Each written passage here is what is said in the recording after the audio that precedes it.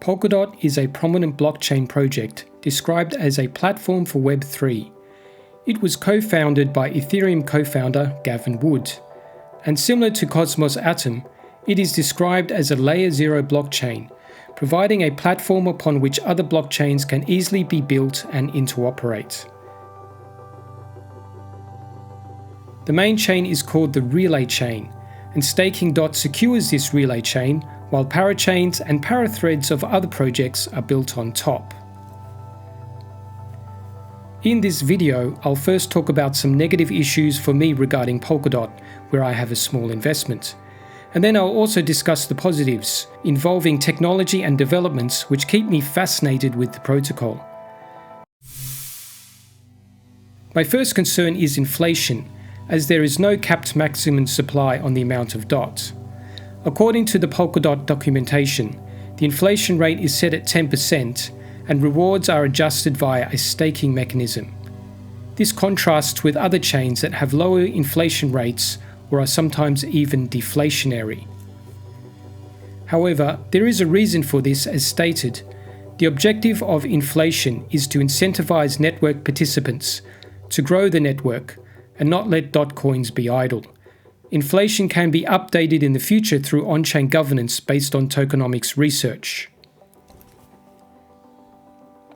Another of my concerns is the utility of DOT compared to Layer 1 coins. DOT has three main functions: governance, staking, and bonding. In contrast, Ether is also used for staking and securing the system, but Ethereum gas fees are also used, as dApps throughout its ecosystem require Ether for paying gas fees. This forces users to have some amount of Ether to use over many dApps, even if they want to purchase tokens other than Ether. In the DOT ecosystem, users pay the fees in the local tokens of whatever project they are on. On the plus side, these fees are almost always vastly cheaper than gas fees in the Ethereum ecosystem, but it means less demand for DOT. Furthermore, the relay chain does not support smart contracts. Smart contracts are all on the parachains and parathreads. Looking at DeFi Llama, which tracks the presence of different cryptocurrencies in DeFi applications, we can see DOT currently is not used much. Rather, other protocols in the Polkadot ecosystem are used for a presence in DeFi, such as Moombeam. Therefore, in my mind, DOT won't benefit from the same network utility and effects that bring so much demand and growth to Ether. It's also got a serious Layer 0 competitor from Cosmos Atom, but I believe Atom also lacks the gas demand of Ether. And while the ease of use is improving, it's still a difficult ecosystem for non-technical people to navigate in comparison to some other easier chains for staking.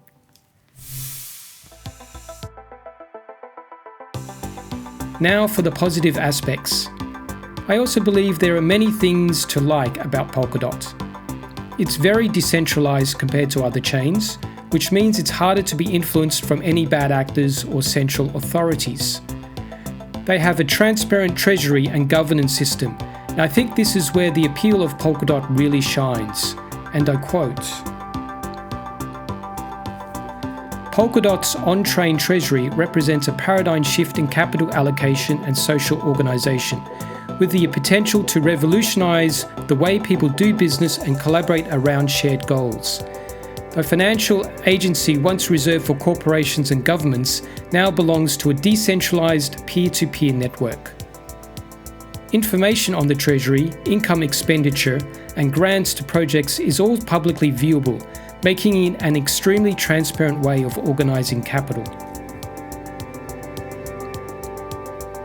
Polkadot also provides an ecosystem and tools for blockchain developers that make it easier than starting a blockchain from scratch.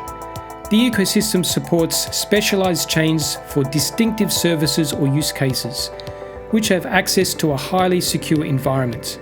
And leveraging Polkadot's substrate framework, developers can custom tailor their blockchains and integrate them with the broader blockchain ecosystem. Polkadot also provides extensive support networks and educational resources. It's apparent that Polkadot has attracted many developers. only second to Ethereum as seen on developersreport.com. We can also see a steady growth of developers over the past few years on DeFi Llama. As they say in crypto, follow the developers.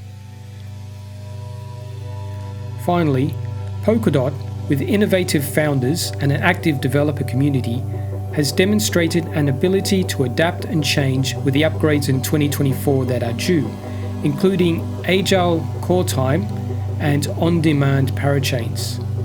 So while Polkadot seems to have many challenges and competitors in the blockchain world, I believe it has a strong chance to become a dominant player over the next decade if it continues attracting developers.